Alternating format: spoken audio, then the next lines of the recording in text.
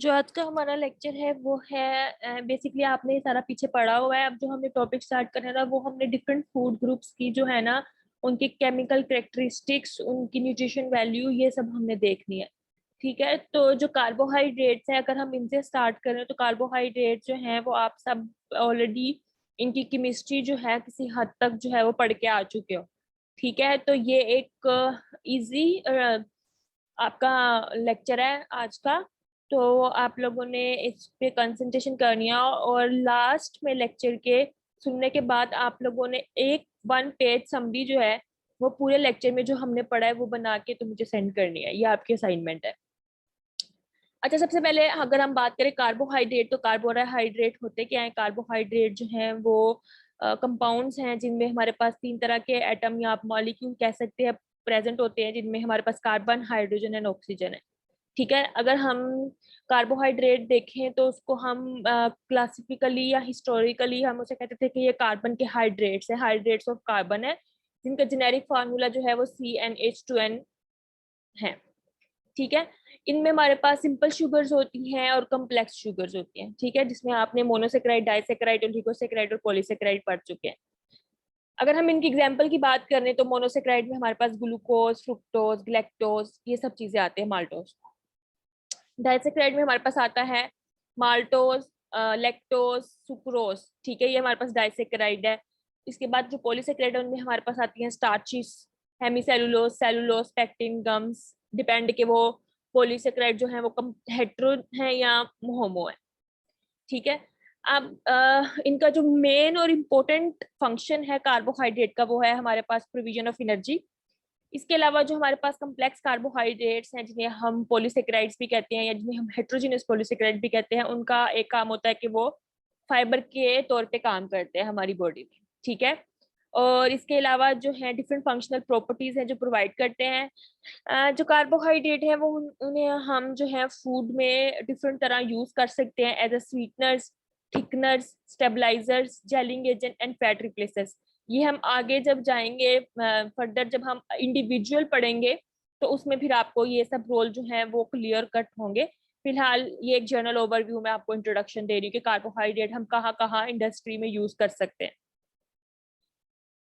As you know, simplest form जो है वो मोनोसेक्राइड्स हैं।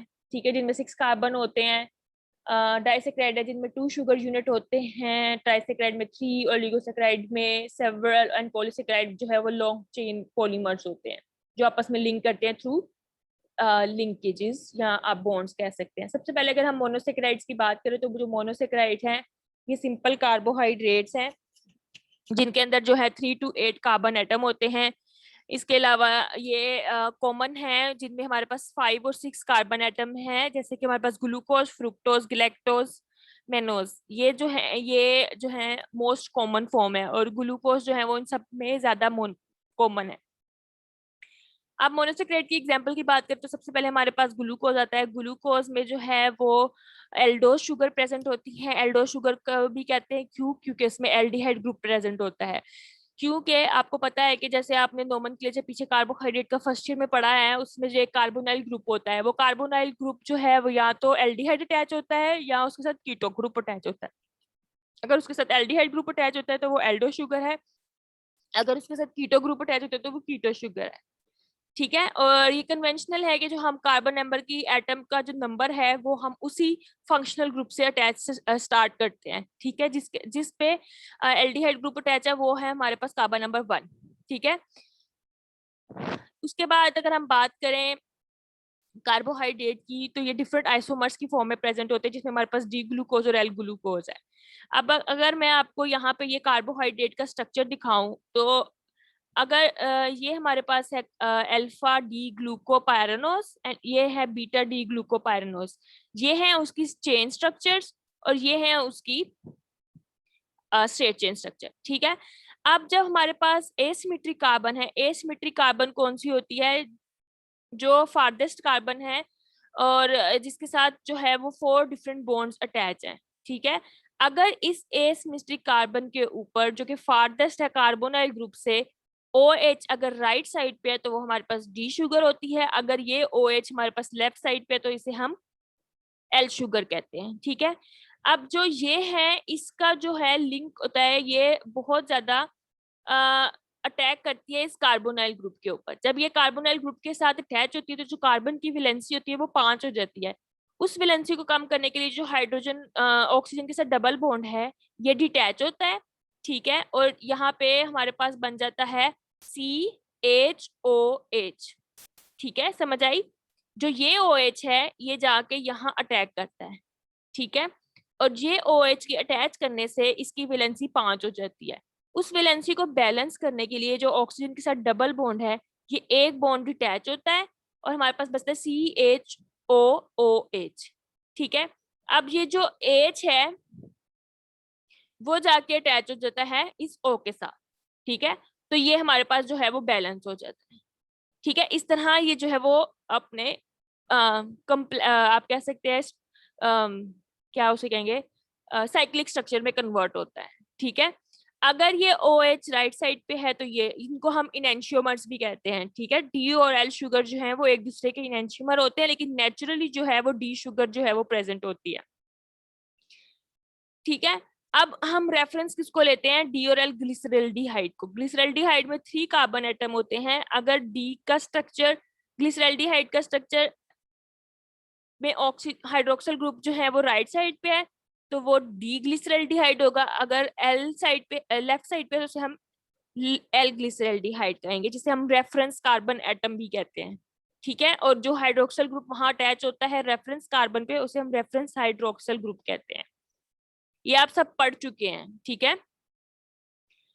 उसके बाद अगर हम बात करें कि जो स्ट्रेट चेन फॉर्म है वो म्यूटा रोटेशन की बात करते हैं। म्यूटा रोटेशन का मतलब है कि जो कार्बन ग्लूकोज की स्ट्रेट चेन और साइक्लिक स्ट्रक्चर है वो इक्विलिब्रियम में प्रेजेंट होती है, ठीक है।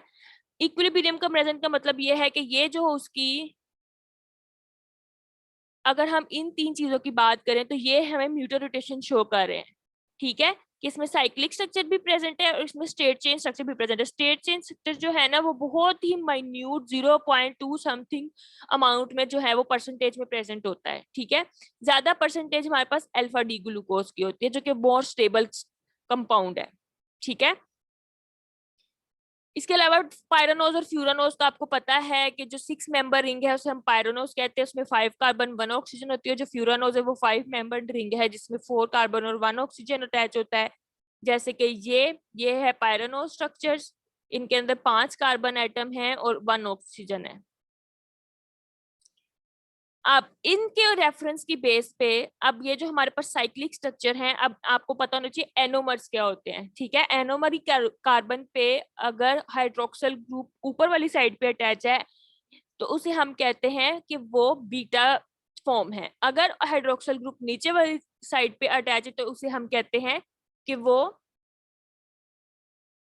अल्फा फॉर्म है, ठीक है। Alpha sugar, beta sugar, D sugar, L sugar, ठीक है। डी इज फॉर कि वो राइट साइड पे अटैच है हाइड्रोक्सिल ग्रुप, एल मतलब कि वो लेफ्ट साइड पे अटैच है। अल्फा शुगर जो है वो हमारे पास हार्वर्थ कन्वेंशन में आती है या आप कह सकते हैं साइक्लिक स्ट्रक्चर में आती है, जिसमें अगर हाइड्रोक्सिल ग्रुप नीचे वाली साइड पे अटैच है तो इसे हम अल्फा कहेंगे। अगर हाइड्रोक्सिल ग्रुप ऊपर वाली साइड पे अटैच है तो इसे हम बीटा शुगर कहेंगे, ठीक है। और इस कार्बन को हम कहते हैं एनोमेरिक कार्बन, जो कि है फर्स्ट कार्बन।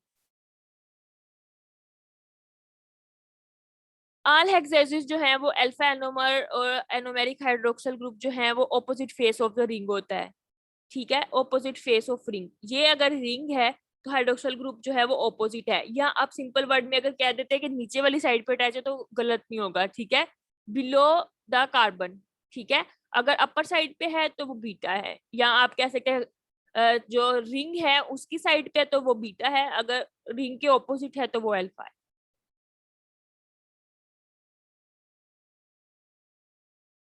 उसके बाद है हमारे पास जो है डिफरेंट कॉन्फ़िगरेशन है ग्लूकोज की, और जो रिलेशनशिप करती है दूसरे मोनोसेक्राइड के साथ, जो है वो इम्पोर्टेंट एल्डोज शुगर है। अगर जो ग्लूकोज और गैलेक्टोज आपस में अटैच है तो वो डाइसेक्राइड बनाते हैं जिसे हम कहते हैं लैक्टोज, जो कि है मिल्क शुगर, ठीक है। इसके अलावा जो सुक्रोज है वो ग्लूकोज और फ्रुक्टोज के मिलने से बनती है, जो कि है हमारे पास स्टेबल शुगर। और जो माल्टोज है वो हमारे पास 2 ग्लूकोज यूनिट कंबाइन करते हैं थ्रू ग्लाइकोसाइडिक लिंकेज, तो हमारे पास माल्टोज बनता है, ठीक है।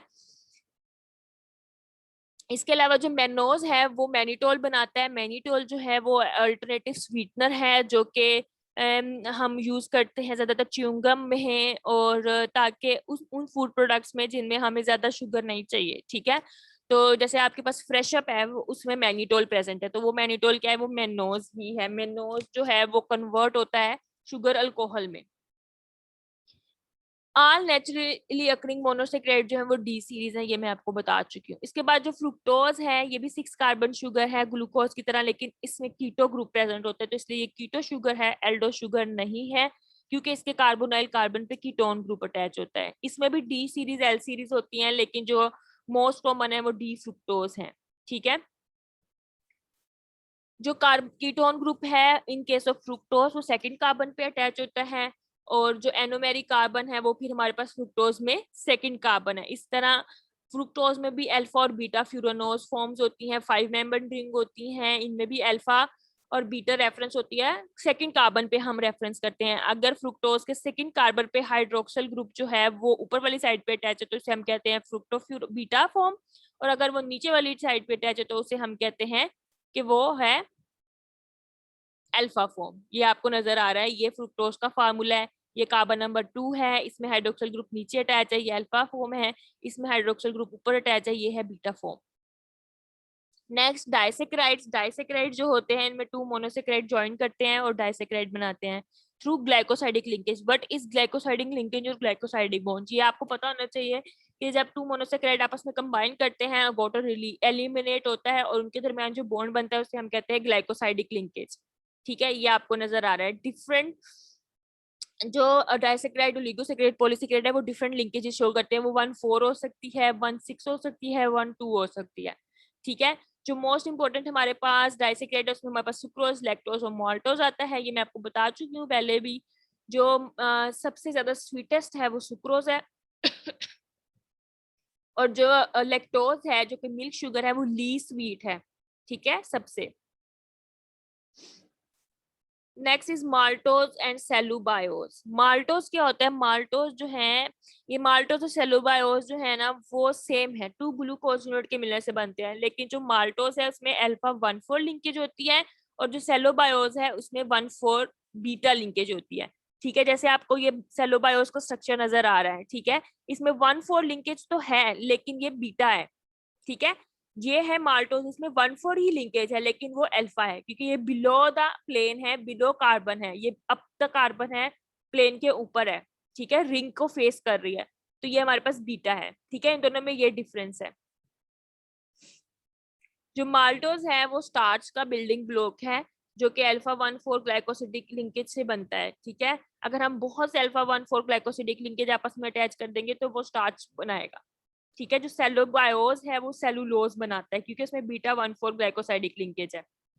इसी तरह आपने पढ़ा भी होगा सेलुलोज का स्ट्रक्चर, जब हम सेलुलोज को डिग्रेड करते हैं तो वो सेलोबायोज में कन्वर्ट होता है sorry.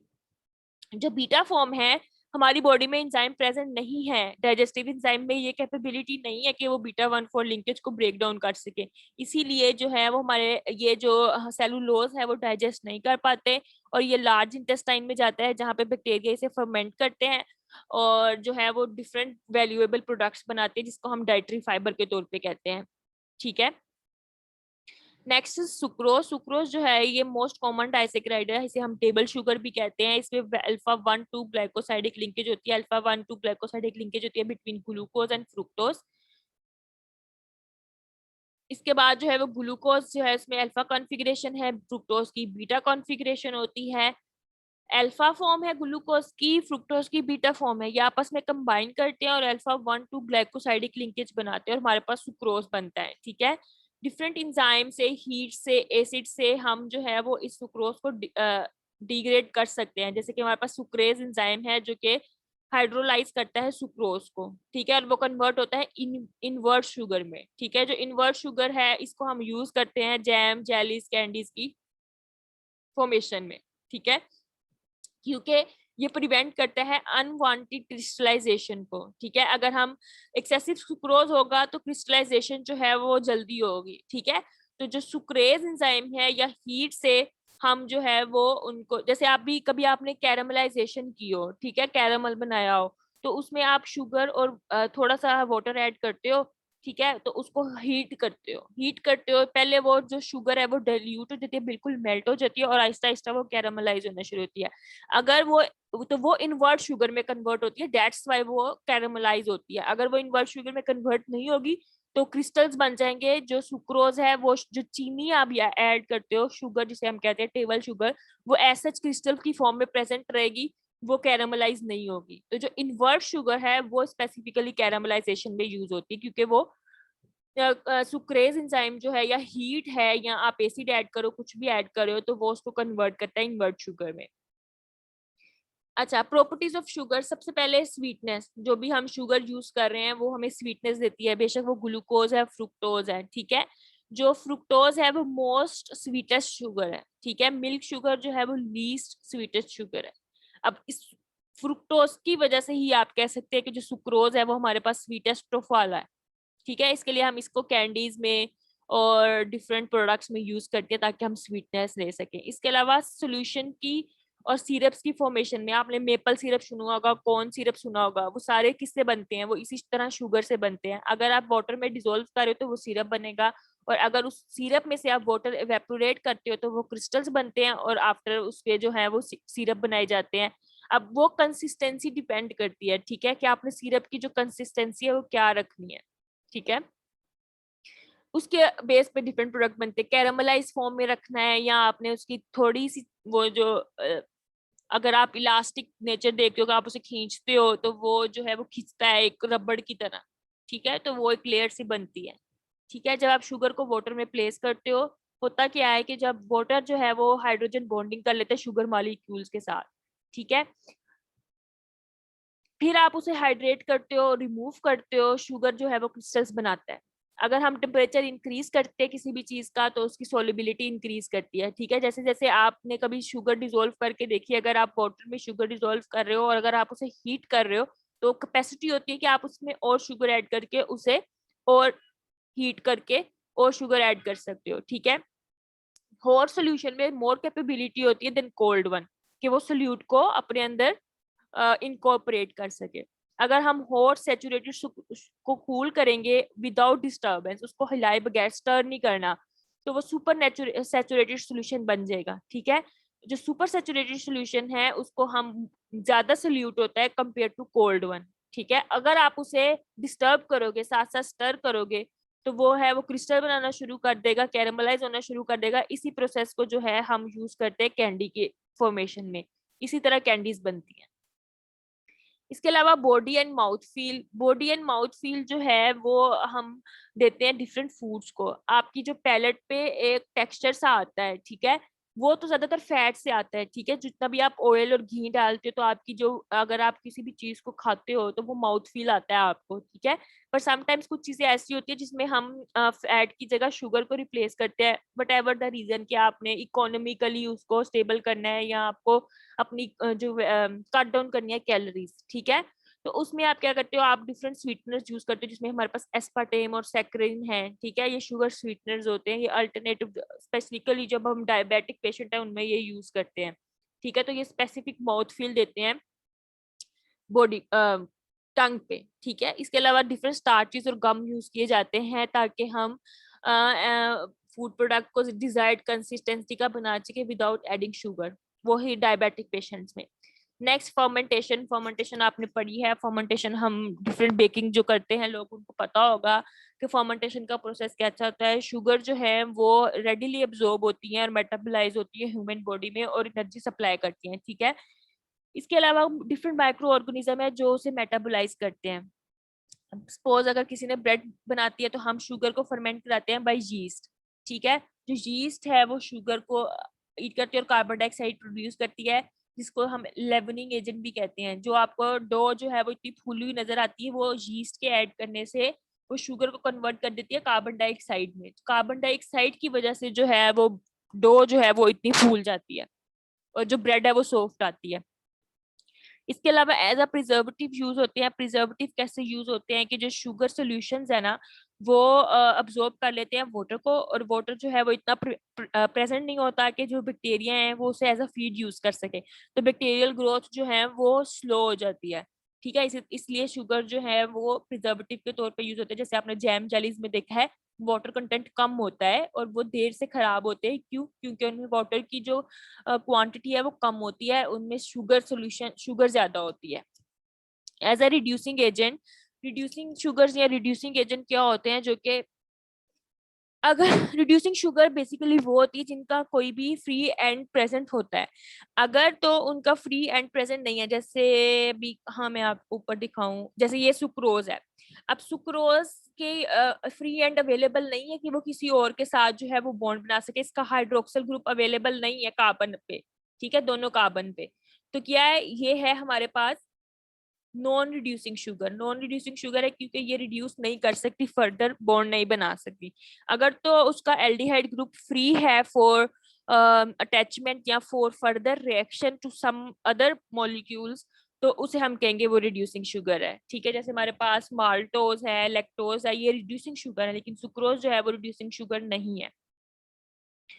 Reducing sugar give color to baked goods when they combine with free amino groups. Maillard reaction होता है कि प्रोटीन के साथ कंबाइन करके जो रिड्यूसिंग शुगर है आपको मिलार्ड रिएक्शन होता है। जैसे कैरामलाइजेशन तो नहीं होती, कैरामलाइज इज समथिंग एल्स। कैरामलाइजेशन में प्रोटीन इन्वॉल्व नहीं होती, लेकिन मिलार्ड रिएक्शन में प्रोटीन इन्वॉल्व। ब्राउनिंग आपको समटाइम जैसे ब्रेड के ऊपर आपको ब्राउन कलर नजर आता है, दैट्स वाई मिलार्ड रिएक्शन। ठीक है, तो समटाइम्स जो है वो ब्राउनिंग कलर जो है वो डिजायर्डली जो है वो अचीव किया जाता है ताकि वो इम्पार्ट करते हैं एस्थेटिक सेंस के लिए।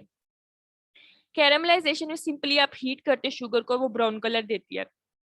शुगर की डिकम्पोजिशन होती है हाई टेम्परेचर पे और डिफरेंट फॉर्म बनते हैं, जिसमें हमारे पास ऑर्गेनिक एसिड्स बनते हैं, एल्डिहाइड्स बनते हैं, कीटोन्स बनते हैं। ठीक है, इनमें प्रोटीन एंड व्हील नहीं होती, इसको मिलार्ड के साथ कंफ्यूज नहीं करना। Maillard is something else. वो कैरामलाइज ब्राउन कलर से आप कर सकते हो कंफ्यूज के मिलार्ड और कैरामलाइजेशन सेम है। कैरामलाइजेशन में प्रोटीन इन्वॉल्व नहीं होती, मिलार्ड रिएक्शन में प्रोटीन इन्वॉल्व होती है। Next is sugar alcohol. Sugar alcohol जो है, जो रिडक्शन होती है कार्बोनाइल ग्रुप की, जो हाइड्रोक्सिल ग्रुप है उसकी, और वो शुगर अल्कोहल में चेंज हो जाते हैं। ठीक है, जैसे xylitol है, सोर्बिटोल है, मैनिटोल है। ये क्या करते हैं, ये कंपाउंड स्वीट होते हैं, लेकिन उतने स्वीट नहीं होते जितने सुक्रोज होती है। ठीक है, लेकिन और फर्मेंट भी नहीं होते रेडिली जैसे शुगर होती है माउथ में। तो इसलिए ये नॉन कैरियोजेनिक है। जैसे हम अगर सुक्रोज चीनी आपने खाई है तो वो बैक्टीरिया उसे जल्दी फर्मेंट करते हैं, लेकिन अगर आपने सोर्बिटोल, xylitol या मैनिटोल, चिंगम या बबल गम आपने ली है, तो ब्रेथ मिंट्स होती हैं, ठीक है, इनमें जो है वो शुगर अल्कोहल यूज की जाती हैं ताकि उन, जैसे आपने बबल खाई है या आपने कैंडी खाई है, कैंडी जो है वो उसमें है सुक्रोज, ठीक है, शुगर सोल्यूशन होता है वो। तो वो माइक्रो ऑर्गेनिज्म जो है रेडिली फर्मेंट करते हैं और वो कैरियोजेनिक, मतलब टूथ डिके की तरफ ज्यादा इफेक्ट कोज होता है उसका। ठीक है, लेकिन अगर आपने कंपेयर टू बबल, ठीक है, क्योंकि उसमें जो है शुगर अल्कोहल यूज होती है तो वो नॉन कैरियोजेनिक होती है, वो इतनी जल्दी आपका टूथ डिके नहीं होता उससे। ठीक है, वो प्रोटेक्टिव होती हैं। अक्सर जिनकी आप आगे कभी पढ़ेंगे तो फ्लोराइड वाली गम्स, बबल गम्स यूज की जाती हैं ताकि वो कैरियोजेनिक इफेक्ट दे। और उन पेशेंट को जो है जिनका टूथ का एक हो या टूथ का प्रॉब्लम है तो कैंडीज अवॉइड की जाती है, च्युइंगम या बबल गम की तरफ ज्यादा लिया जाता है। ठीक है, अब जो हमारे पास शुगर अल्कोहल्स हैं ये एम्प्टी कैलोरीज नहीं होती, इनमें कैलोरीज होती हैं 1 to 3 किलोग्राम। जैसे आपको शुगर जो है वो 4 देती है, लेकिन जो हमारे पास शुगर अल्कोहल है इनमें 1 to 3 जो है वो डिपेंड ऑन किसमें कितनी है, वो कैलोरीज जो है वो आपको मिलती रहती हैं। जो सोर्बिटोल है इसलिए जो है वो फ्रुक्टोज और ट्रांसफॉर्म होता है in fructose in the body and rather than glucose, इसलिए डायबिटिक्स जो है वो इसको इजीली टॉलरेट कर लेते हैं और हम सोर्बिटोल जो है वो रेकमेंड करते हैं डायबिटिक्स को compare to glucose. Next oligosaccharide. Oligosaccharide में जिनमें 3 to 10 कार्बन या मोनोसेक्राइड रेसिड्यू प्रेजेंट होते हैं थ्रू ग्लाइकोसाइडिक लिंकेज, जिसमें हमारे पास आते हैं रेफिनोज, टेकियोज। जो रेफिनोज है वो ट्राइसेक्राइड है, इसमें हमारे पास ग्लैक्टोज, ग्लूकोज और फ्रुक्टोज आपस में कंबाइन करते हैं और रेफिनोज बनाते हैं। जो स्टेकियोज है इसमें 2 ग्लैक्टोज, 1 फ्रुक्टोज और 1 ग्लूकोज यूनिट होता है। ये ज्यादातर हमारे पास लेग्यूम्स में, पल्सेस में प्रेजेंट होता है। रेडली डाइजेस्टिव नहीं है बाय ह्यूमन डाइजेस्टिव सिस्टम, इसीलिए जो है ये लार्ज इंटेस्टाइन में जाते हैं और वहां बैक्टीरिया इनको फर्मेंट करते हैं और डिफरेंट तरह के डिस्कम्फर्ट स्टमक में कॉज कर देते हैं, जैसे प्रोड्यूसिंग गैस है, स्टमक में एक है, ठीक है।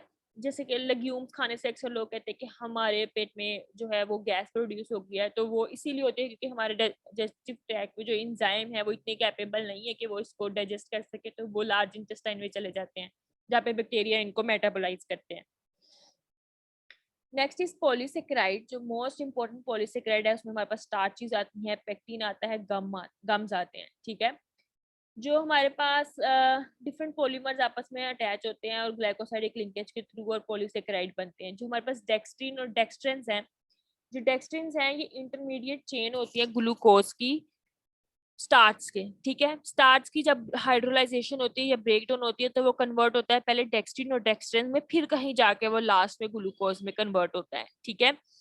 और इनमें भी अल्फा 1,4 ग्लाइकोसाइडिक लिंकेज होती है, ये लीनियर होते हैं, जबकि जो डेक्सट्रेंस हैं इनमें अल्फा 1,6 ग्लाइकोसाइडिक लिंकेज होती है, और ये जो है ये भी इंटरमीडिएट चेन्स है, ठीक है। आपने स्टार्च का पता है कि उसमें 1,4,1,6 लिंकेज होती है, ठीक है, ब्रांच चेन भी होता है वो। तो जब फिर उसकी ब्रेकडाउन होती है तो वो पहले डेक्सट्रिन और डेक्सट्रेंस में चेंज होता है, फिर ग्लूकोज में कन्वर्ट होता है, अगर आपको डाइजेशन अब्जॉर्प्शन याद हो। स्टार्च आ गया, स्टार्च जो है हमारे पास 1,4,1,6 लिंकेज होती है, माइलोज होता है, माइलोपेक्टिन होता है। माइलोज जो है वो लीनियर चेन है 1,4 लिंकेज के साथ, माइलोपेक्टिन जो है वो ब्रांच चेन है अल्फा 1,6 लिंकेज के साथ, ठीक है। 15 to 30 ग्लूकोज रेजिड्यूज जो है वो आपस में कंबाइन करते हैं और वो स्टार्च का स्ट्रक्चर बनाते हैं, ठीक है। जो स्टार्च है वो स्पेसिफिक फंक्शनल प्रॉपर्टी देते हैं फूड में, इंपॉर्टेंट है फूड इंडस्ट्री के लिए। Next is pectin. पेक्टिन गम या सीवीड पॉलीसेकेराइड जो है वो इंपॉर्टेंट कार्बोहाइड्रेट और डिफरेंट फूड प्रोडक्ट में यूज होते हैं। जो पेक्टिन्स हैं वो नेचुरली अकरिंग प्लांट फूड हैं, लेकिन जो गम और सीवीड हैं ये एडिबल प्लांट सोर्सेज नहीं हैं, ठीक है। इनको हम पहले प्यूरिफाई करते हैं और फिर हम इन्हें फूड प्रोडक्ट में यूज करते हैं। जो पेक्टिन्स हैं वो जेलीज में, जैम्स में यूज होते हैं एज अ स्टेबलाइजर और थिकनर्स। फ्रूट्स एंड वेजिटेबल में भी प्रेजेंट होते हैं, ठीक है। लॉन्ग चेन पॉलीमर होते हैं अल्फा डी ग्लैक्टोरोनिक एसिड के, जो कि एसिड है, सिंपल शुगर ग्लैक्टोज से ड्राइव होता है, ठीक है। सोलुबल है वाटर में और अंडर अप्रोप्रिएट कंडीशन जेल बनाते हैं। जो गम्स हैं ये हम एक्सट्रैक्ट करते हैं ज्यादातर गम ट्रैंगंथ में और ग्वार गम में। हाईली ब्रांच पॉलीसेकेराइड है, हम नहीं इनको डाइजेस्ट कर सके, ठीक है।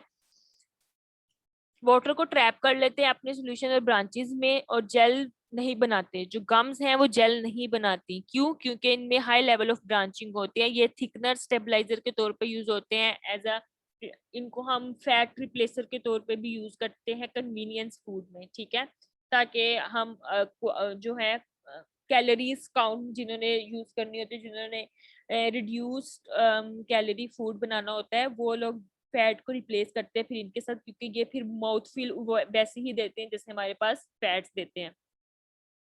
सीवीड पॉलीसेकेराइड में हमारे पास आते हैं एगर्स, एल्जिनेट, कैराजिनान्स। इनको भी हम गम्स ही कहते हैं, लेकिन ये जेल फॉर्मेशन करते हैं। गम्स जेल फॉर्मेशन नहीं करती, ये जो है ये जेल फॉर्मेशन करते हैं, ठीक है।